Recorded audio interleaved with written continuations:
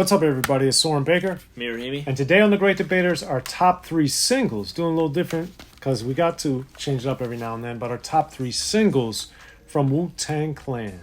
Man, incredible project. Here we go. All right, Amir. So we're back here on The Great Debaters. As always, if you haven't already, please hit that subscribe button. It's right down there and it's free. That enables us to keep coming to y'all as often as possible with as many episodes of The Great Debaters as possible, more interviews, more First and 15th, more commentaries, and other things we're going to be trying to introduce soon on Unique Access Entertainment. So please hit that subscribe button if you haven't already. Also, please join if you can. You can slide us a little bit of money every month. Goes a long way to helping us and trying to get these other things we're trying to do off the ground. Now today, Amir, Wu-Tang Clan, Enter the Wu-Tang, 36 Chambers, one of the best albums ever made, clearly. And the fact that there's so many singles to choose from that we could have our top three singles off of one album is pretty amazing. So let's get into it, Amir. One of the landmark, most amazing albums ever made. What's your first pick for a Wu-Tang Clan single that stands tall and strong?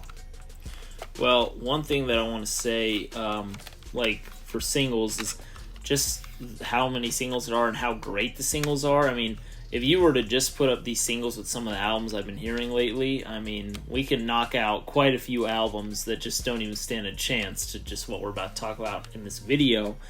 But also, shockingly enough, this is a very difficult video to make, even when we're just talking about less than half the album. It's even tough to pick my top three. But we're going to go ahead and get it started with my first pick, and that's going to be The Mystery of Chess Boxing. Man, I actually forgot this was a single until I remembered that I remember the music video. And I remember this was one of the first music videos that I had seen because I had discovered, I had really started to pay attention to rap. Aside from what was playing on the radio, I had actually just started to just look in certain websites and try and see what was good and try and just pick people's ears and stuff. And I remember always seeing this on all the lists. And so I just went on YouTube and I looked at The Mystery Chess Box and I was like, dude, this video is sick. I just fell in love with the imagery, the big chessboard. I remember Inspector Deck's verse really was just blew me away. Everyone had so much style. I was like, how many, I was confused because you have to understand, when I was in middle school, I didn't know all the rap groups out there. I didn't know what was standard for hip hop. Was a 3-person group standard? Was a 5-person group standard? I didn't know that. So when I saw Wu-Tang and I saw all these people rapping and how intimidating it was and just everything, I was like, is this the standard? This seems like a big old rock band to me. You know what I mean? But it was just Wu-Tang Clan and all their members. So that's one thing that stuck out. Then the freaking music. I'd already talked about Inspector Deck's verse. I mean, You God, the way this thing kicks off, I was just like, damn, this is just hard. And he had a very short verse. Then we have the personalities of these other members who just come out throughout the song. And I'm just like, dude, if this is how every song is on this album, I was going to be blown away. So is this the first song you heard? I don't know if this was the first song I heard. I think it's the first music video I saw by them. That's and if it wasn't the first video, it was the one that stuck out to me the most. But I think this is the first video I seen for whatever reason. Also, I just thought the name was cool, The Mystery of Chess Box. I'm like, oh, what's that? Let's click that. Like that's just how my brain was. But it had so much flavor, so much personality. The instrumental RZA just does amazing. It was unlike anything I'd ever heard.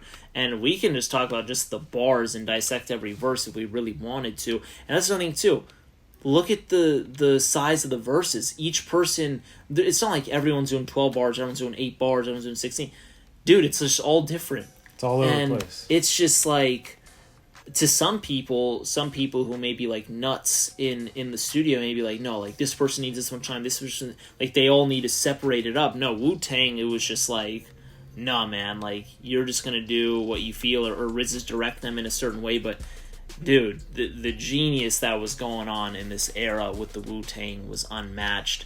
And The Mystery of Chess Boxing is fantastic and amazing, and it might be my favorite song on the album, but I don't think it is because of one of my other picks, but it's crazy, so that's my first pick. Mystery Chess Boxing is also one of mine. The You God beginning is so amazing, and I'm not always a fan of this, but the fact that he used Raw back to back in such a condensed period I thought was awesome, hilarious, and amazing. And saying that the Emancipation Proclamation shocked the nation, I was like, yes, it did, but it was also just amazing that he would have thought to put that in there. And then, Master Killer's not really on the album much, but to use the word iniquity, I thought was amazing in a song. And Inspector Deck, I think, as I'm sure we'll talk about throughout the other selections, man, Inspector Deck is just slaughtering this song in a way that's basically incomprehensible how amazing it is. And Method Man, just, when someone as talented as Method Man is coming in just to do the choruses, it's like, oh my goodness. And he brings so much energy and so much excitement to the song. It's really just amazing. And we haven't even got into Old Dirty Bastard, which, come on, man. Come on. Dude, so Mystery of Chess Boxing is like the whole Enter the Wu-Tang 36 Chambers. It's much of it, I should say. It's a very, very unconventional song, but because of the power and RZA being a driving force with the beat, of course, it's just so remarkable and unusual. And what does the song title have to do with all this other than the kung fu elements and all this other stuff? It's really amazing. And I'm always taken to a happy place when I get to hear this song. So I'm glad you picked it too, Amir. That's my first pick. What's your second pick for one of the top singles on Enter the Wu-Tang 36 Chambers? Second single's gonna have to go ahead, and it's really not easy, but I'm gonna go ahead and throw C.R.E.A.M on there. And if I had to guess, this is the most popular single from the album, at least maybe if not from a sales perspective, I think the one that I see the fans talk about the most. Another just fantastic instrumental sample, very different from the Mystery of Chess Boxing, from concept as well as number of members on the track. On this one, we just have 3 members on the track, 2 verses and chorus. So we have Raekwon, we have Inspector Deck, and then Meth on the chorus. And really, really, really interesting how there's just less people on the song than I thought. I thought you could have squeezed in another person or 2. Right. But I think it worked out so excellent. And why did they choose Raekwon and Inspector Deck? Were they just the ones who were there, like in the studio at the time? Did RZA just specifically want only those 2 and Method Man to supply the chorus? Like, sometimes I just want to pick the brain behind some of these decisions. And I mean, Inspector Deck, like Soren was talking about, and I was talking about on the Mystery of Chess Boxing, he like slaughtered and destroyed and annihilated the Mystery of Chess Boxing's instrumental, along with other songs on the album. But I mean, you just hear C.R.E.A.M's him. Another one. You just hear him going so differently on C.R.E.A.M though, and he just drops some very, very memorable and quotable lines, and also some that hit your soul too. And it just shows like how much range Inspector Deck has. Raekwon has a great verse too. So it's just really cool to see these artists tackle on like different types of beats, different types of themes. I think that just shows range. And then on top of that, Method Man, this chorus, I mean, he immortalized the song with that chorus. I mean, you don't talk about C.R.E.A.M without the chorus. It's one of my favorite choruses in hip-hop history. And on top of that, I mean, I don't know who said C.R.E.A.M first in a song and who made even the term like cash rules everything around me. If it was that a Wu-Tang thing, but they definitely popularized it, that's for sure. And it's just like a fantastic song, and if not the most popular Wu-Tang song that I've seen voted by fans, it's in the top 3. So it's like amazing. Oh, and I also love the music video too. So big shout out to this song. It's fantastic. C.R.E.A.M's also one of my picks, and one of the many things I love about it is Young Youth is referenced as both Inspector Deck and Raekwon, which I always thought was hilarious. But I think both the stories that Deck and Ray spit on this song, it's just amazing because it's really they're showed in the heartache and pain of this scenario coming up in the environment that they did, but then also doing it in a way that's not like, oh, feel sorry for me. It's kind of like, I'm striving to be better. I'm trying to get out of this world. At least that's how I took it. And explaining the method behind the madness. This is why we did what we did, or how we feel the way that we feel, which I think is always the best thing for an artist to do, is this is how I feel and here's why. And really a person in general, whether that's your friend, you know, if you're married or you got a child or whatever, a girlfriend, boyfriend, whatever. That's the thing. It's not necessarily always just how you feel. It's why you feel the way that you do. And I think C.R.E.A.M, both Raekwon and Inspector Deck, did a brilliant job of dissecting that, illustrating it, documenting it, detailing it, and really making it be known. And I just think it's an amazing song. And then on the production side, this shows RZA's brilliance again, because unlike Mystery of Chess Boxing, which is very up-tempo, very forceful, very energetic, this is much more mellow, much more soulful, much more pensive, reflective, and allows both Inspector Deck and Raekwon to be introspective, whereas Mystery of Chess Boxing is, you know, the polar opposite of that. Yeah. So, just amazing song from start to finish, top to bottom, front to back, side to side. So, C.R.E.A.M's my second pick. Amir, that's 2. What do we got for our third pick for Enter the Wu-Tang 36 Chambers? Protect your neck, man. Protect your neck, again dude. and again. Dude, it's between this and the Mystery Chess Boxing for my favorite song on the album, probably. And it's so good. And I also find it hilarious. The hype sticker up here, I don't know if y'all can see it on the video, but it says includes the new hit single Method Man. So it's like you have the single, but then it also has the other single on your Method Man. It's like, which one are you even going to play more? They're both so damn good. But Protect Your Neck, dude, first off, whoever named the titles of all these songs, like, talk about a way to intrigue the customer, that's for sure. I mean, just some incredible song titles on here. Then on top of that, I mean, let's listen to the damn song. I mean, what track is this? This is one of the last songs on the album.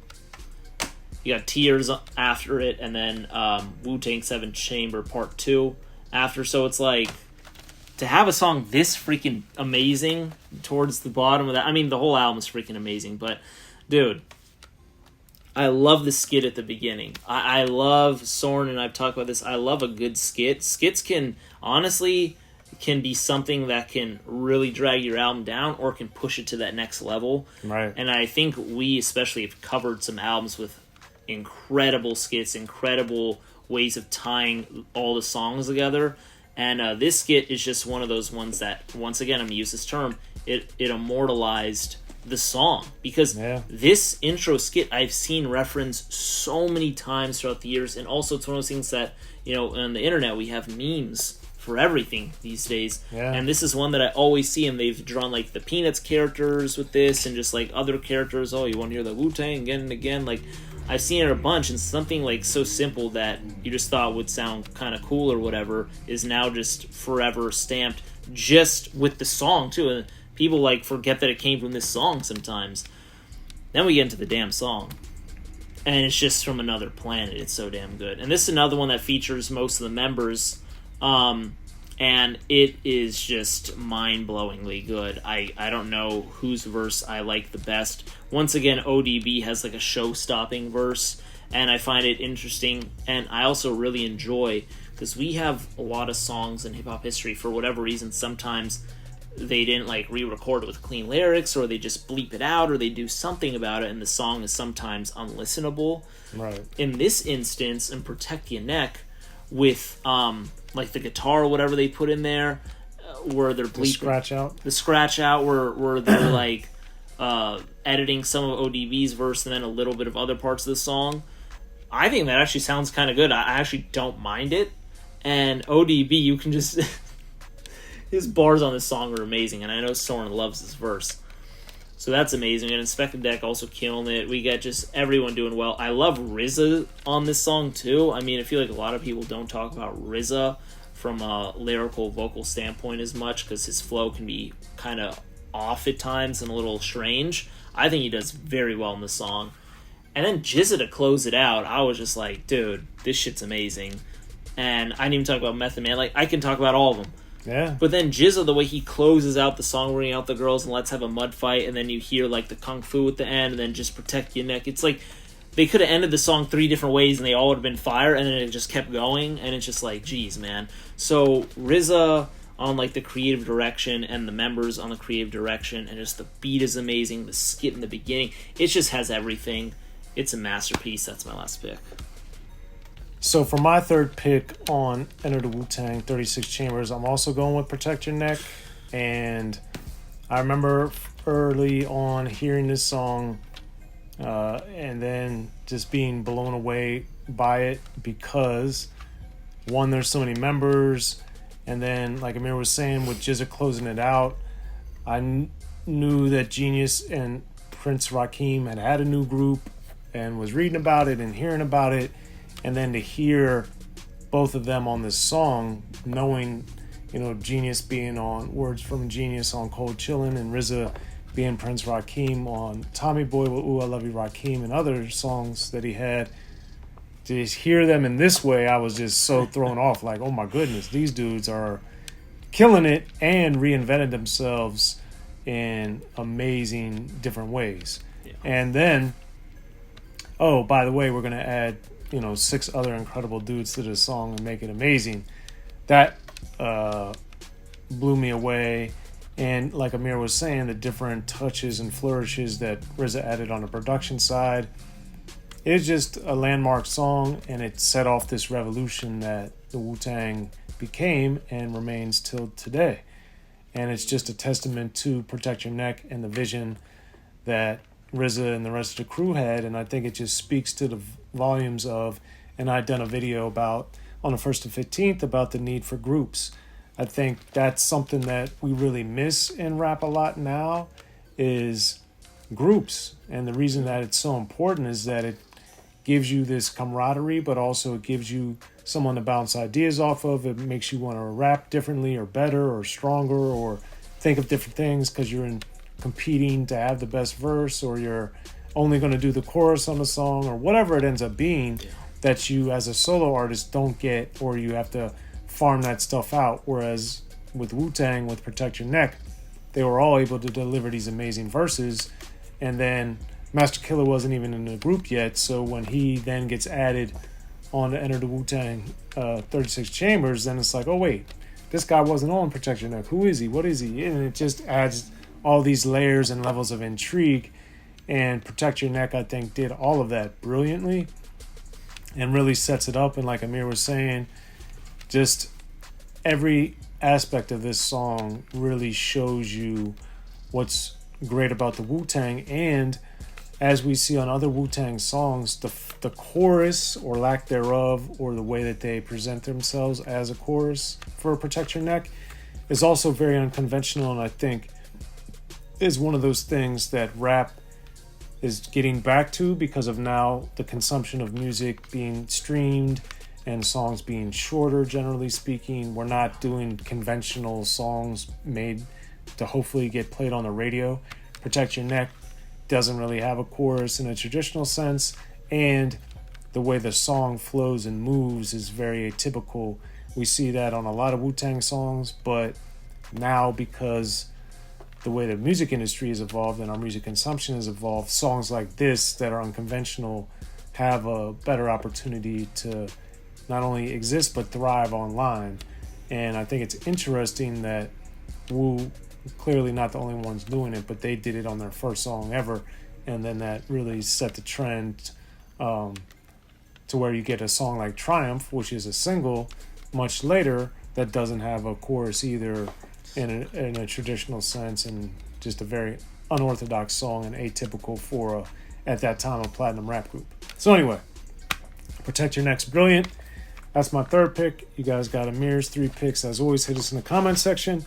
While you're down there, please subscribe. If you've already subscribed, please get one of your friends or somebody that you know to subscribe to Unique Access. Get these numbers up. And as always, I'm Soren Baker. Amir, Rahimi. Appreciate it, y'all, and thank you to the entire Wu-Tang clan and the Wu-Tang extended family for this masterpiece.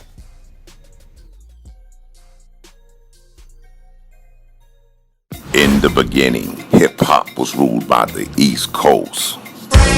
Then the West Coast rose to prominence thanks to gangster rap. Straight out of Compton, crazy motherfucker named Ice Cube. Hip-hop changed the world.